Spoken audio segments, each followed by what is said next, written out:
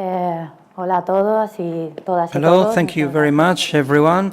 I have 15 minutes to tell you about the 7 last years of my life, and every time I tell a story to my dad, he tells me that I cannot summarize, and he tells me to rush. So anyway, I'm the director of Latitude. Why are we here in this social innovation forum? Well, because we have decided that fashion, it's the tool to place the textile industry dialogue on the first stage. We think that we do not have to talk only about formal aesthetics, but we should be talking about the people and the environment as well. We started Latitude, and for 5 years I was working in a multinational of this country, and there is an urban legend that why I'm not talking about that, because I was in this TV program Salvados. I looked completely different, to be honest, but anyway, I'm not telling you because all the different fashion companies work in a very similar way. So I didn't want to put the focus on that particular company. I just wanted you to know that this is a paradigm of the fashion system. We know about the different problems, the environmental and labor problems.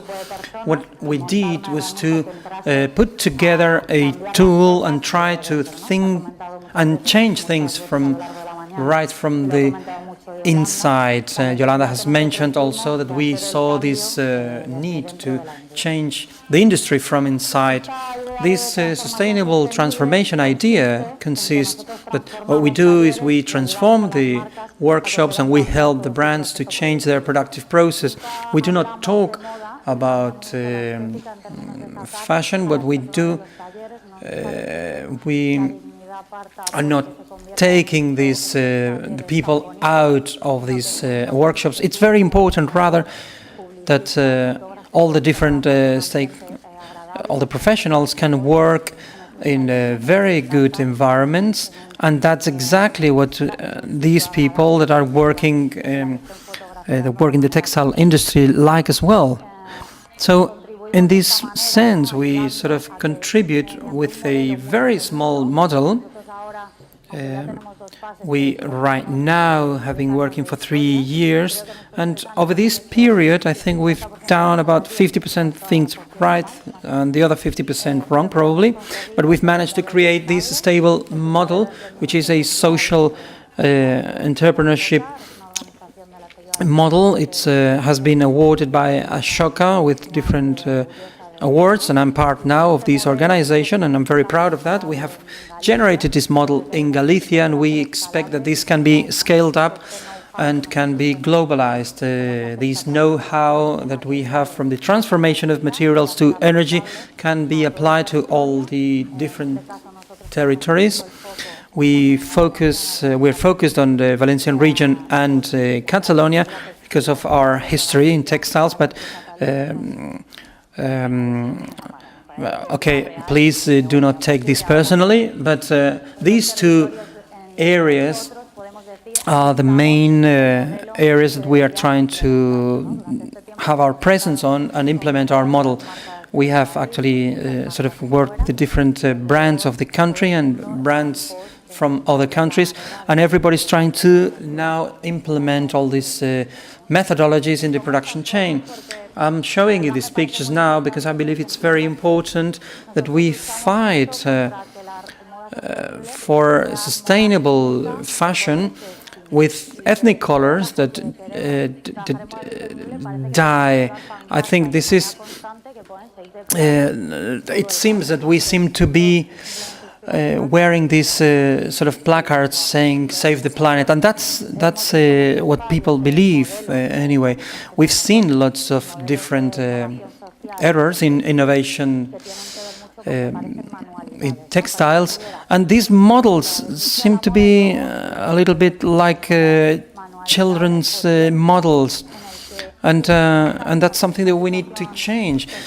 And And that's just not right. That's not the reality. So we are trying to change that. We want to change that model and into a model that it's more equal to the rest of the workers in the country.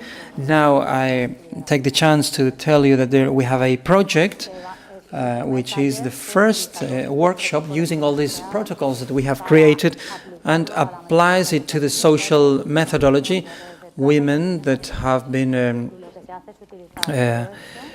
it's subject of human trafficking with children, and they will be incorporating to this new sustainable textile and fashion model. We we'll care for all the different value chain, from the raw materials to the production.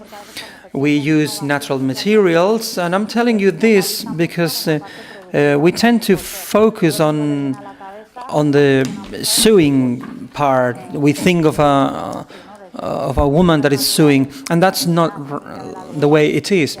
We have to look at all the different areas of the production and the supply chain, and I'm actually telling you about all the different stakeholders, the different workers and participants, and we work very strongly so that we can raise awareness so people know exactly about the whole sort of chain. We're working now with renewable fibers, regenerated, recycled materials as well. So in order to fight the number of waste, we know now that your child cannot give you, or you cannot have a piece of garment because it doesn't look well. And we have the bad quality of clothing on the one hand, and then 50% of people throws away 10% of what they buy with the label. Or maybe you go home, you see that the garment is broken, or it's and then because the cost was so low that you just waste it. Everybody working in this renewable materials sort of chain, we know that, and we focus our activities on these workshops, and we're not just sort of demeaning them. We're actually putting them in the right place. In Valencia, for example, it's a long tradition of textile crafters, and they would never teach our children about these crafts because they believe it's not going to. It's just something outdated, which is, I think it's something wrong. And these people are highly demanded, actually. But there is we need to use our know-how to use all this knowledge as well. We also talk about network. In Galicia, for example, it was very difficult to connect 5 workshops in a network. And this is one of the largest challenges. We need to understand that we do not work in isolation, but we work actually in a cooperative way, and we want to share this methodology, reindustrialization to the exterior, also spaces that are suitable, workspaces rather. We have created a new line. We have all the know-how that we have acquired over the years, and we will apply globally, and from now we will create a new brand in order to cater for the needs of the workshops. And I'll give you an example. When we talk with the brands, we need to know their action protocols. Some of the workshops are not able to sort of integrate into this complex way of work. So what we do is we try to show the companies that this is a way of doing things, like the things that we do in our workshops. Some of the consumers and clients are also aware and support and are supportive. So we know that what we try to do, the commitment from the brand, is we are not using all these sort of old-fashioned sort of words. We're trying to raise awareness about why are we working in this particular way. When you buy this garment, what are you supporting? And we're trying to do that in a very subtle way. So that's what we do and what we talk about. We do not sort of give our back to reality. We do things differently. If you come into our process and see it, you are able to look exactly what everything is, what parts are composing the process. We had, for example, these sort of workers that told me that they wanted to meet in a public space, and when you set up a workshop like this, you need to be very careful.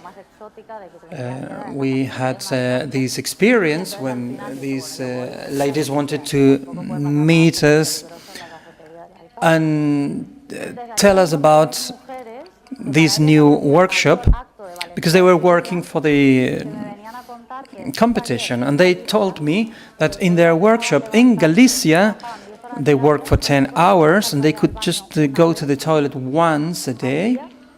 There were lots of pressure, lots of shouting, and they would just get about 500 euros a month.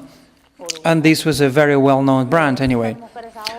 These women, after contacting us, they have one of the most beautiful workshops in the network.